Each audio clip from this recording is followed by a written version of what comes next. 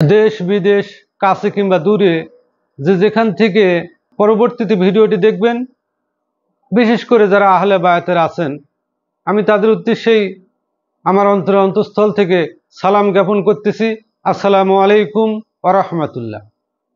সম্মানিত হাজরিন, উম্মাহাতুল মুমিনিন মা আয়েশা রাদিয়াল্লাহু তাআলা আনহা, তেনার ইন্তেকালটা কিভাবে হয়েছিল, অনেক বক্তায় বক্তব্য দেন, অনেক দরবারেও বক্তব্য দেন, কিন্তু মা আয়েশা রাদিয়াল্লাহু তাআলা আনহা কিভাবে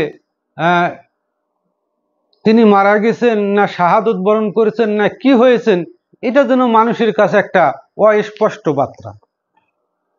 আমি এই অস্পষ্ট বার্তাটাকে আমি সুস্পষ্ট করার চেষ্টা করব ইনশাল্লাহ। কতটুকু পারবো জানি না। উম্মাহাতুল মুমিনিন মা আয়েশা রাদিয়াল্লাহু তাআলা আনহা, তিনি যখন মুআবিয়া যখন রাজত্ব পেলেন, তখন একেবারে শেষের দিকে মা আয়েশা রাদিয়াল্লাহু তাআলা আনহা বয়স যখন শেষের দিকে, তিনি অনেকটা বয়সের ভারে দুর্বল এবং নুয়ে গেছেন, তখন মারওয়ান একদিন তাকে দাওয়াত দিলেন, দাওয়াতনামা পাঠালেন যে আপনি আসেন। উম্মাহাতুল মুমিনিন মা আয়েশা রাদিয়াল্লাহু তাআলা আনহা যেহেতু বয়সের ভারে অনেকটা দুর্বল, তারপরেও তিনি গেলেন। কিন্তু মারওয়ান যে বুদ্ধি করেছে, তিনি একটা কুয়ার মধ্যে কিছু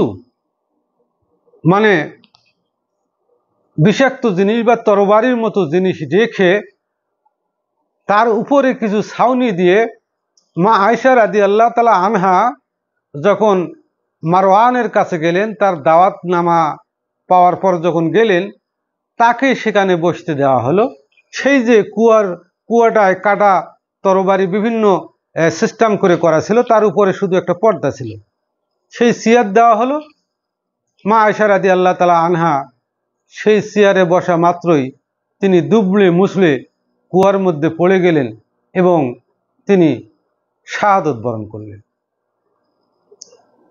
আমার প্রশ্ন, যারা মুআবিয়াকে মামা বলে ডাকেন, যারা সাহাবী বলে ডাকেন, এই যে মারওয়ান যে কাজটা করছে, আপনারা একটু সত্যি করে বলবেন যে তখন রাজত্বটা কার হাতে ছিল, মারওয়ান না মুআবিয়া?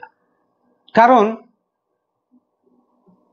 মুআবিয়ার আগেই মা আয়েশা রাদিয়াল্লাহু তাআলা আনহা শাহাদত বরণ করেছেন।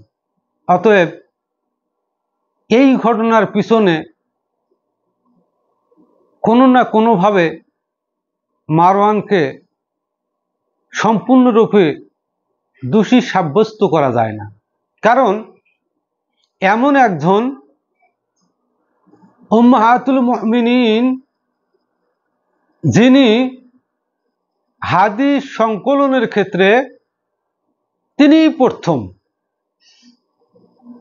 যতগুলো সাহাবী হাদিস বর্ণনা করেছেন, মা আয়েশা রাদিয়াল্লাহু তাআলা আনহা সবার চাইতে বেশি হাদিস বর্ণনা করেছেন।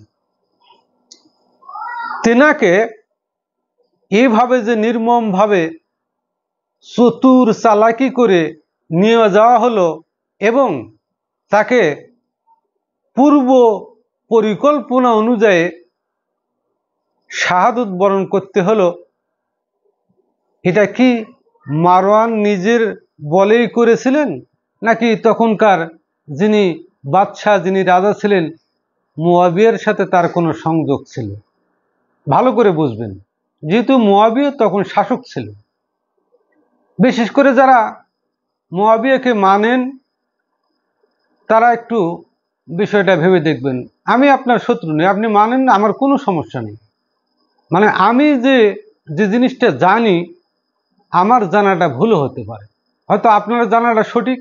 অতএব আপনারা বলবেন যে না, এই সময় মুআবিয়া খেলাফত ছিল না, বা খেলাফত তো ধরাই যায় না, খেলাফত বাদশাহ ছিল না, রাজা ছিল না, তো তার সাথে মারওয়ানের কোনো যোগাযোগ ছিল না, এরকম যদি কিছু আপনারা বলেন তাহলে আমি বুঝতে পারবো যে আপনাদের হাদিস বিষয়ে আপনাদের যে পরিকাঠামোটা সেটা কতটা সঠিক এবং কতটা দুর্বল বোঝা যাবে।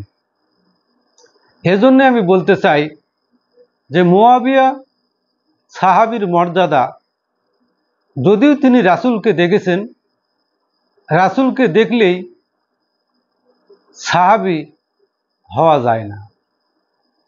কারণ আবু জাহেল, আবু লাহাব, সাইবা, উতবা, ওলীদ ইবনে মুগিরা, কট্টরপন্থী যারা ছিল তারাও কিন্তু আল্লাহ রসুলকে দেখেছে।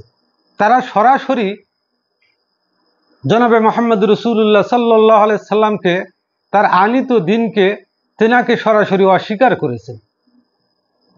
যদিও বা আনিত দিন এবং জনাবে মুহাম্মদ রাসূলুল্লাহ সাল্লাল্লাহু আলাইহি ওয়াসাল্লাম যিনি রাহমাতাল লিল আলামিন, তেনাকে তারা অস্বীকার করে সরাসরি কুফরিতে লিপ্ত হয়ে গেছে। কিন্তু মুয়াবিয়া সাহাবী হয়েছিলেন বটে, আমার মন বলে তার মনের মধ্যে হয়তোবা নেফাক ছিল, যার কারণেই আমরা তাকে সাহাবী বলে সাব্যস্ত করতে পারি না। যাই হোক, আমি যে ঘটনাটা বললাম এই ঘটনাটা আপনারা ইসলামের ইতিহাস তো অনেক দেখছেন, আপনারা জানেন এটা আসলে কতটুকু এই কথাটা সত্য। যদি আপনারা হ্যাঁ অথবা না বলেন বা কমেন্টে জানিয়ে দেন যে আপনার বক্তব্যটা সম্পূর্ণ ভুল, তাহলে হয়তোবা আমি আরও সিরাত গ্রন্থ, আরও ইতিহাস গ্রন্থ, আরও হাদিস গ্রন্থ ভালো করে দেখার চেষ্টা করব। যাই হোক, যে যেখান থেকে পরবর্তী ভিডিওটি দেখবেন তাদের সবাইকে আবারও সালাম জানিয়ে এখানেই শেষ করলাম। আসসালামু আলাইকুম ওয়া রাহমাতুল্লাহ।